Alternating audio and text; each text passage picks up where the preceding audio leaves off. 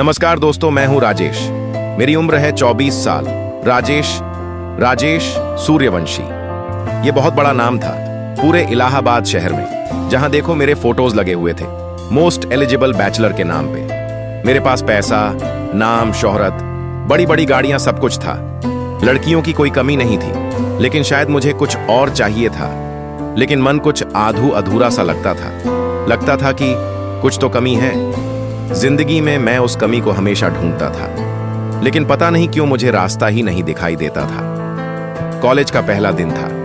मैं कॉलेज जाने के लिए बहुत एक्साइटेड था। जल्दी भागते भागते मैं BMW कार से मैं कॉलेज में आ गया। वो पल मेरे लिए बहुत ज्यादा खास था, क्योंकि मेरी कॉलेज लाइफ स्टार्ट होने वाली थी। मैं कॉलेज आया था, लेकिन पता नहीं क्यों मुझे कॉलेज में आने के बाद ऐसा क्यों लग रहा था जैसे मेरे दिल का हर हिस्सा इस कॉलेज से जुड़ा हुआ हो, जैसे मैं इस कॉलेज के चप्पे चप्पे को जानता हूँ। जबकि मैं इस कॉलेज में मैं पहली बार आया था। मैं जब कॉलेज में आया तब सारा टीचर स्टाफ मेरी तरफ देख रहा था। पूरा कॉलेज शांत हो गया था, जैसे सभी साइलेंट मोड में चले गए हों, और ये सब मुझे बहुत अजीब लग रहा था। वो सभी टीचर मुझे ऐसे देख रहे थे जैसे मानो वो मुझे अच्छे से और करीब से जानते हो। कॉलेज में आने के बाद मुझे यहाँ किसी अपने के दिल की महक आ रही थी। ये सब हो ही रहा था कि अचानक कुछ धुंधला दिखाई देने लगा, लेकिन साफ साफ कुछ भी समझ में नहीं आ रहा था, क्योंकि कुछ आंखों के सामने आने के बाद जैसे मेरे हलक में मेरी जान अटक गई हो। ऐसा मेरे साथ हर रात मेरे घर पे होता था। पहले उन टीचर्स में से एक टीचर ने प्रिंसिपल सर के कान में धीरे से कहा, लगता है इसे उसकी याद आ रही है। प्रिंसिपल सर ने धीरे से उसे चुप कराया और कहा, चुप हो जाओ, मरना है क्या? उसका नाम भी मत लेना यहाँ पे, वरना मारे जाएंगे हम सब। ये कॉलेज इसी के तो बाप का है, बस इसे अब पता नहीं है इस कॉलेज में इसके साथ क्या क्या हुआ है और इसने क्या क्या कांड किया है। इस कॉलेज में कुछ पता नहीं है। इसे उस टीचर ने कहा पता चलना भी नहीं चाहिए। अगर ऐसा हुआ तो ये तो रहेगा या नहीं रहेगा, कुछ पता नहीं है यहाँ पे। साथ में ये कॉलेज भी नहीं रहेगा, और उसकी आधी अधूरी जान बची है, वो भी नहीं रहेगी। ये सब बातें मैंने सुन ली थी। इस कॉलेज में आने के बाद पहली बार मुझे ये महसूस हुआ था कि कुछ तो है, कोई तो अपना इस कॉलेज में है जिसे मेरी मदद की जरूरत है, जिसे मेरे प्यार की जरूरत है। लेकिन शुरुआत कहां से करूं, कुछ समझ में नहीं आ रहा था। तभी मेरे जहन में आया, अब अगर पता करना है तो इन दोनों से ही पता हो सकता है, वरना नहीं। सुबह के 11 बज गए। सभी अपने अपने कॉलेज में चले गए और वो सर और प्रिंसिपल स्टाफ रूम में चले गए। मैंने भी क्लासरूम में जाने का नाटक किया और छुपते छुपाते उनके पीछे चला गया। स्टाफ रूम का दरवाजा बंद था। मैं उस दरवाजे को कान लगाकर सुन रहा था। वो दोनों कह रहे थे, अगर उस राजेश को कुछ भी पता चलता तो उसका बाप हमारी जान ले लेता। प्रिंसिपल सर बोल रहे थे, चुप करो, ये एक राज है जो कि सिर्फ उसका बाप, हम दोनों और उस राजेश को पता था। लगता है उसके बाप ने उसकी याददाश्त को शॉक ट्रीटमेंट करवा के मिटा दिया है, और उसका साथी, उसका प्यार आज भी इसी कॉलेज के तहखाने में बंद है, और ये सब उसी के बाप ने किया है। शुक्र है कि इस राजेश के प्यार की चीखों भूत का नाम देकर चुप कराया है। वहां कोई नहीं जाता है, क्योंकि सब समझते हैं कि वहां कोई भूत है, लेकिन सिर्फ हम तीनों जानते हैं कि उस तहखाने के कमरे में कौन है, उस तहखाने में क्या क्या हुआ है उसके साथ, और हर रोज क्या क्या होता है उसके साथ। मैं स्टाफ रूम के बाहर से सुन रहा था। मैं शॉक्ड था, लेकिन मुझे कुछ समझ में भी नहीं आ रहा था कि ये किसकी बात कर रहे हैं। कौन है जो तहखाने में बंद है, और क्या किया है पापा ने उसके साथ? ऐसा कौन सा गुनाह किया है उसने जो उसे इतनी बड़ी सजा मिल रही है? लेकिन मुझे पहले जानना होगा कि आखिर ये है कौन जिसका रिश्ता सीधा मुझसे जुड़ा हुआ है। कौन है जो मेरे दिल के इतना करीब है? मुझे जानना ही होगा, और मुझे कैसे पता नहीं है। ये सब सोचकर मेरा दिलम जोरों से धड़क रहा था। अजीब सी बेचैनी महसूस हो रही थी मन में, और एक डर था कि क्या होने वाला है मेरी जिंदगी में, और क्या हो चुका है, कैसे, मुझे पता नहीं।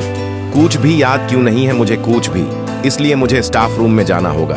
मैंने जोर से स्टाफ रूम का दरवाजा खोला और उन्हें जोर से कहा, क्या बात है, मुझे सच सच बताओ।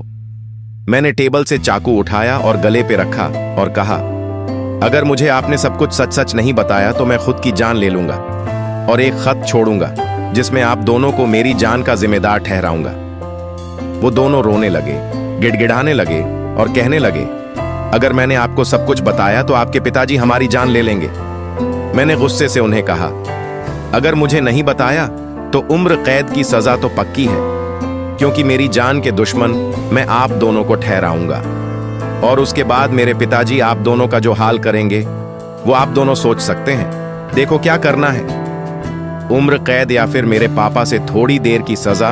मेरे इतना कहने पर दोनों राजी हो गए। मुझे सब सच्चाई बताने के लिए प्रिंसिपल सर ने कहा, बताता हूं, रुकिए। आज से 6 महीने पहले आप इसी कॉलेज में पढ़ते थे और आप कॉलेज में बहुत ज्यादा टैलेंटेड थे। हर सब्जेक्ट में फुल मार्क्स आते थे। एक दिन हमारे रजत सर की एंट्री हुई। उस एंट्री के बाद पता नहीं आप में हर बार चेंज आने लगा। आप उन्हीं के गुणगान गाने लगे, रजत ऐसा है, रजत वैसा है। घर हो या कॉलेज, आपको सिर्फ उन्हीं का ख्याल आने लगा। आप उनका एक भी क्लास मिस नहीं करते थे। जैसे ही वो पढ़ाने के लिए आते, आप उन्हीं को ताकते रहते। एक दिन कॉलेज गैदरिंग का फंक्शन था। उसी दौरान रजत सर सज धज के आए। आप सिर्फ उन्हीं को देखते रह गए थे। जैसे ही वो चेंजिंग रूम में गए, आप भी उनके पीछे पीछे चले गए। उन्होंने अपने कपड़े उतारे थे, वे सिर्फ अंडरवियर पे थे। आपने जाकर उन्हें पीछे से पकड़ा और कहा, सर आप मुझे बहुत पसंद हो, मैं आपसे प्यार करता हूं। रजत सर भी तुमसे प्यार करते थे। उन्होंने कहा, मैं जानता हूं तुम मुझसे प्यार करते हो, लेकिन ये ठीक नहीं है, क्योंकि ये रिश्ता तुम्हारे बाप को पसंद नहीं आएगा। एक लड़के से प्यार उनका लड़का करता है। ये बात जब उन्हें पता चलेगी तो वो मुझसे पहले तुम्हारी जान ले लेंगे और मैं तुम्हें मरते हुए नहीं देख सकता। भले ही तुम मुझसे दूर रहो, लेकिन जिंदा तो रहोगे। आपको उन पर ज्यादा प्यार आ रहा था, इसीलिए आपने उन्हें अपनी बाहों में लेके जोरदार किस किया और कहा, मुझे ये जायदाद, ये समाज, ये कॉलेज कुछ नहीं चाहिए मुझे, बस आप चाहिए सर। आप राजेश, ये ठीक नहीं है, हमारा मिलना नामुमकिन है।